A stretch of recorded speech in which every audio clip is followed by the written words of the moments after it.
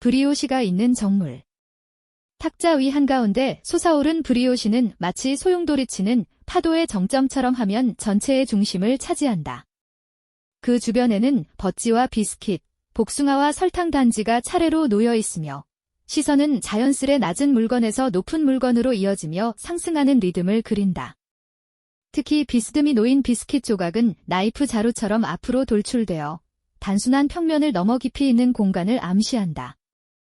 뒤편에 자리한 코냑병은 브리오시에 꼬여 오른 곡선을 따라 화면 전체에 회전하는 움직임을 부여하며 그 금빛 막에는 시선의 최종적인 종착지로 기능한다.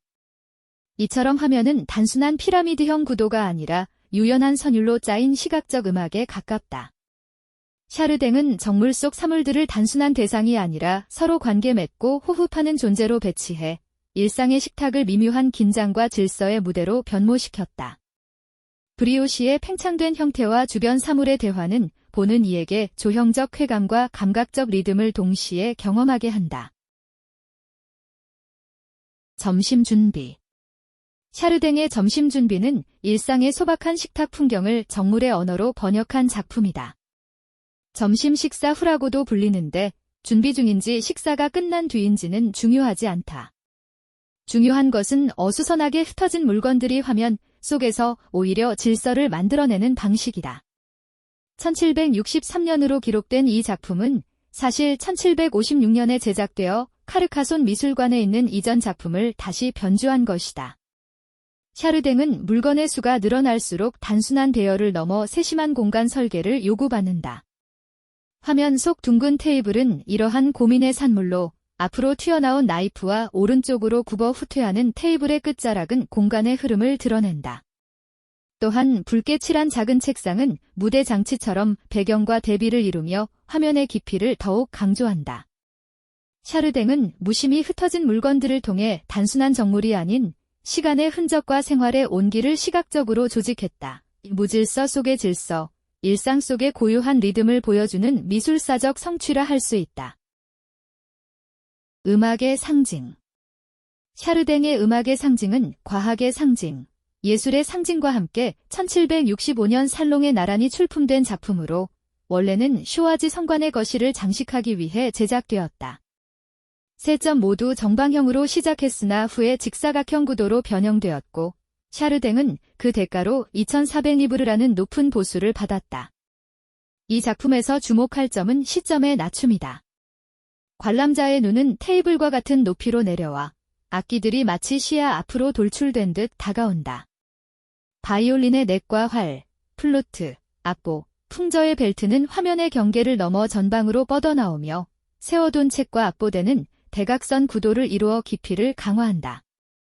이는 단순한 정물의 배열이 아니라 음악이라는 추상적 개념을 공간 속에서 형상화하려는 야심적 시도라 할 수 있다.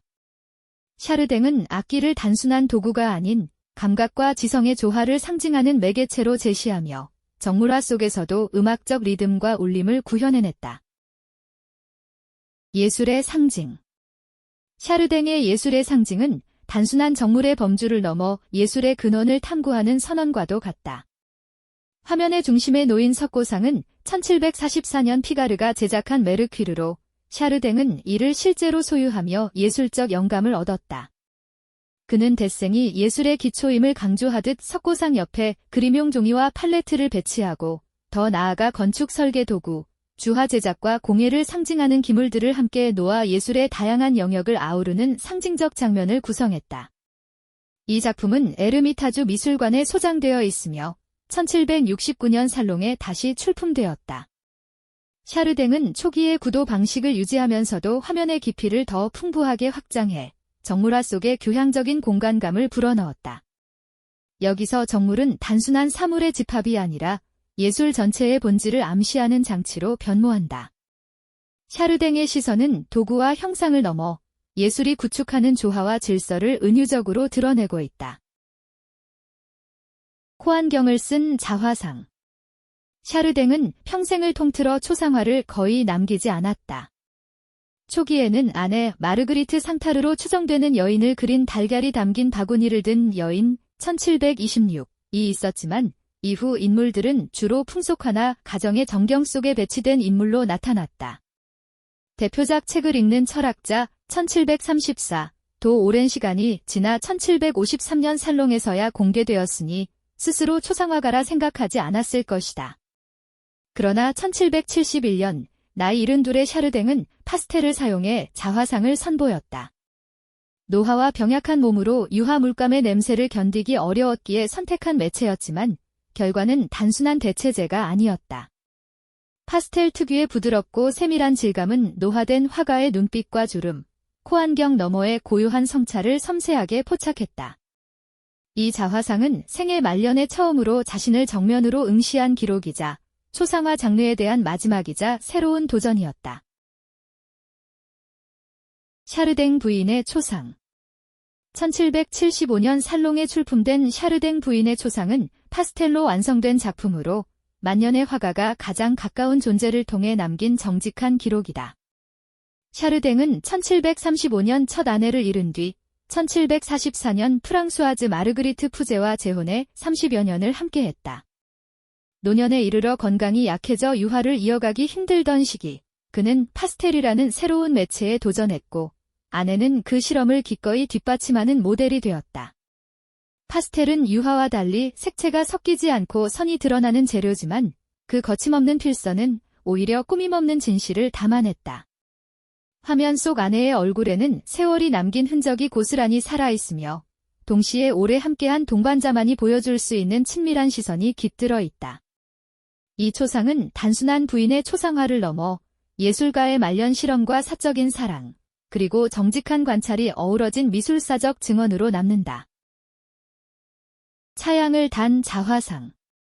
샤르댕의 차양을 단 자화상은 한 인간이자 화가로서의 자신을 가장 솔직하게 드러낸 작품이다. 나이트캡을 쓰고 햇빛을 가리기 위해 이마에 차양을 단 노인은 코안경과 목도리를 걸친 채 담담히 정면을 응시한다. 왕립 아카데미 회원이라는 권위는 익힌 듯 남은 것은 세월을 견딘 얼굴과 직업적 자존심이다. 파스텔화는 18세기 파리에서 이탈리아 화가 로사 알바 카리에라에 의해 유행하였고 빠른 필치로 순간의 표정을 포착하는 데 탁월했다. 모리스 캉당 드 라투르, 페론노 같은 대가들이 이 장르를 발전시켰지만 샤르댕은 노년의 정열을 쏟아부으며 자신만의 무게 있는 화풍을 구축했다. 유화에서 쌓아온 농밀한 질감을 파스텔로 재현해내며 노화된 육체와 꺼지지 않는 의지를 동시에 담아냈다. 이 작품은 노년의 고집스러움과 평생을 예술에 바쳐온 화가의 집념이 응축된 초상으로 정물의 화가를 넘어 인간 존재에 대한 깊은 성찰을 전한다.